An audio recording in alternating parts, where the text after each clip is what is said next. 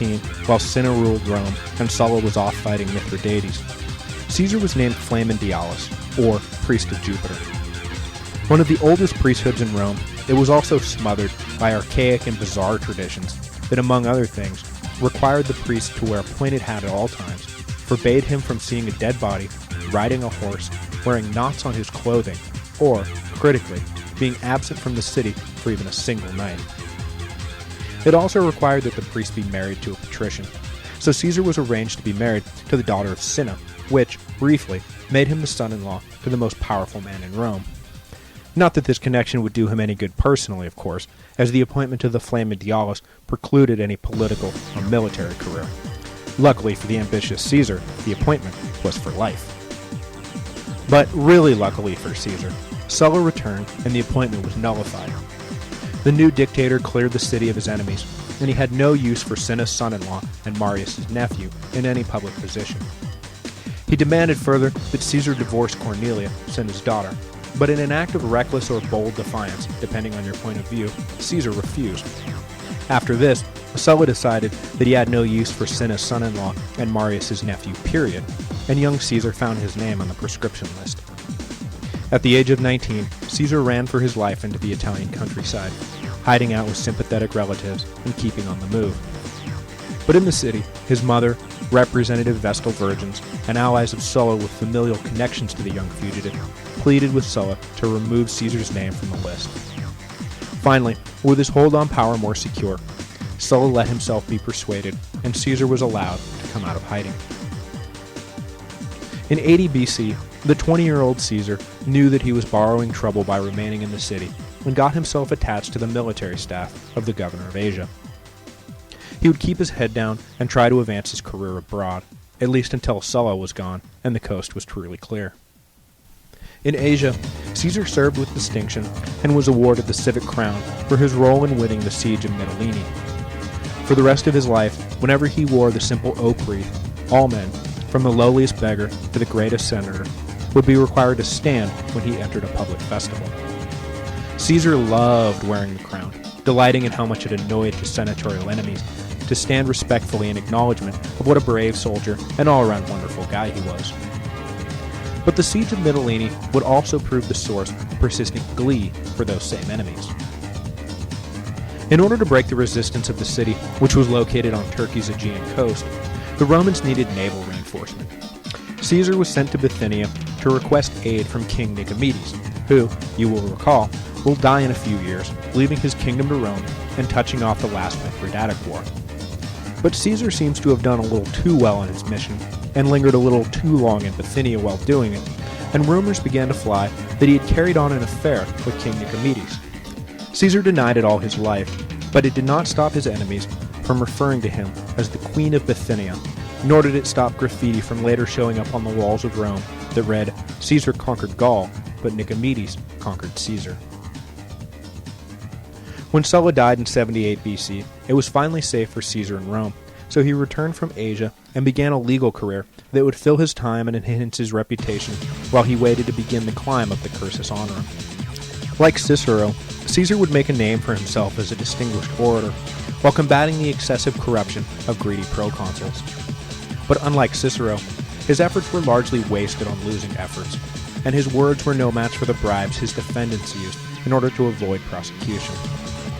But win or losing mattered little to Caesar in the long run. It was only important that powerful men acknowledged his oratorical skill, and that unimportant men knew that he was on their side. In an effort to build on his natural rhetorical talent, Caesar arranged to be tutored in Rhodes by the same master Greek who had brought Cicero's skills to such great heights. But he never reached the city. Along the way, his ship was attacked by Cilician pirates. Caesar was captured and held for ransom, a typical and lucrative practice among the pirates of the day. The pirates took a liking to their hostage almost immediately. Discovering that they were asking only 20 talents for him, Caesar was outraged and demanded that they ask for no less than 50. The pirates agreed to this humorous demand, and Caesar sent away a few of his slaves to collect the money. For the next 40 days, Caesar lived with the pirates, never once showing any sign of the terror the pirates were used to seeing in their victims. He ate his meals with them, participated in athletic contests, demanded that they keep it down while he was trying to sleep, and generally acted as if the whole affair was no big deal. He also joked that when he was free, he was going to raise a fleet, come back, and crucify the whole lot of them. They laughed, of course, but when the ransom was paid and Caesar was let go, he immediately raised a fleet and did just that. He returned to his place of capture, sacked the hideout, and mercilessly crucified his former captors. Well, I shouldn't say mercilessly. He did slit their throats before posting them on the cross. Caesar remained in Asia after his pirate adventure and raised a local militia to help defend Roman interests from the allies of Mithridates, but was recalled to Rome in 73 to join a spot in the priesthood vacated by his recently deceased cousin. Unlike the restrictive Flamen Dialis, this new priesthood carried with it no arcane restrictions. Tribune, his first official step in the cursus honorum. It is likely, though not verified, that Caesar served in Crassus's legions during the slave revolt during this time. In 69, he took his next step and was elected quaestor for a term to be served in Spain. But before he left, he was hit with a tragedy. His Aunt Julia passed away. And in response, the bold and unpredictable young man was, well, bold and unpredictable. It was customary for the head of the household, Caesar in this case, to deliver a funeral oration in the forum for the deceased matron. But Caesar took things one step further. Since the reign of Sulla, Gaius Marius had been legally declared persona non grata in Rome, and his likeness was banned from the public sphere. But funeral processions of noble women usually included a depiction of their husbands.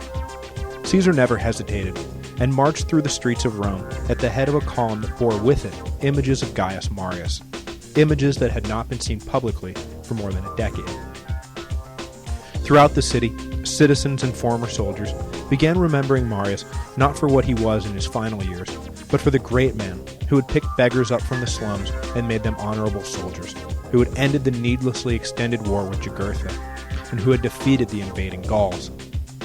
This procession marked the beginning of Marius's rehabilitation, and earned Caesar much acclaim from the common people for whom Marius had done so much. The conservative Senate, who would have been fine never hearing the name Marius again, were annoyed, but there was little they could do to censor Caesar after the outpouring of goodwill from the masses.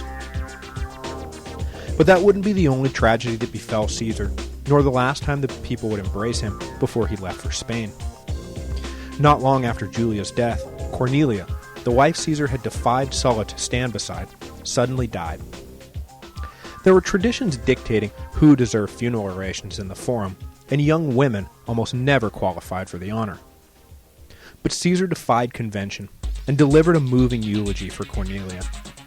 Whether it was his intention or just a lucky byproduct, the common people of Rome were moved by his obvious grief-stricken love.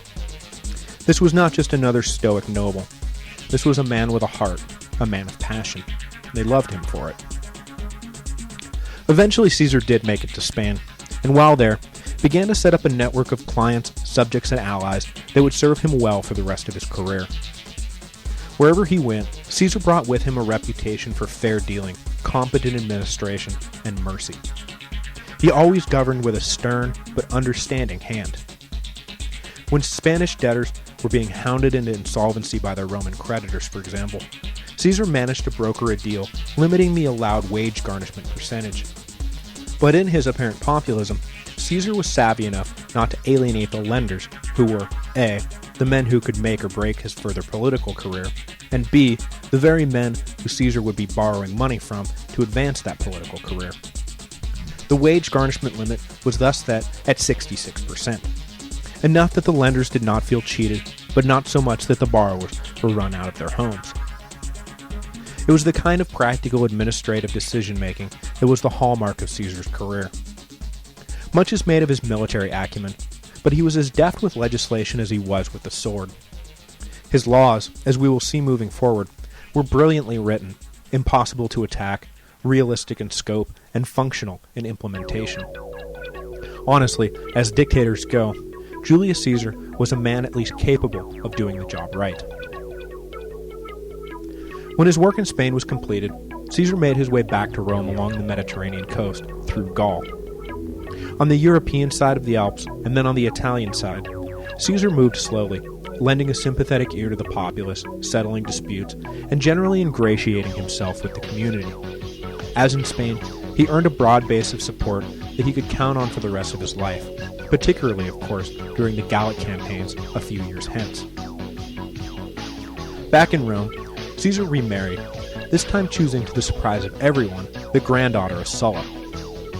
While the arrangement seemed to signal a shift towards more conservative policies, Caesar used the benefits of the familial ties he gained without letting it interfere with his populist politics. Savvy and unpredictable, 100% pure Caesar. His career continued to advance, and he was placed in charge of the Appian Way, a highly coveted administrative post, and then was elected aedile. While serving in both functions, Caesar borrowed enormous sums of money to fund public works projects, festivals, gladiatorial games, and all manner of minor expenses. It was all for the good of Rome, and his career, of course, but the scope of the debt was staggering, and Caesar's life would be defined for years by his running battles with, and sometimes literally running away from, his creditors. It was during this period that his alliance with Crassus was really solidified. Anyone with half a brain could see that Caesar was a man on the rise, and Crassus was no dummy. Yes, he was rich beyond measure, but he lacked the kind of charisma that oozed out of Caesar. By patronizing the young noble, Crassus was making sure both that Caesar never became his enemy, and that some of the magic would rub off on old Scrooge McCrassus. And Caesar needed patronage. Numerous times, Crassus stepped in when Caesar's creditors were working themselves into a murderous frenzy, and pledged himself as security against default. This would generally quell the immediate uproar, leaving Caesar free to continue planting his seed money across the Roman Empire. He wasn't just investing in any old career.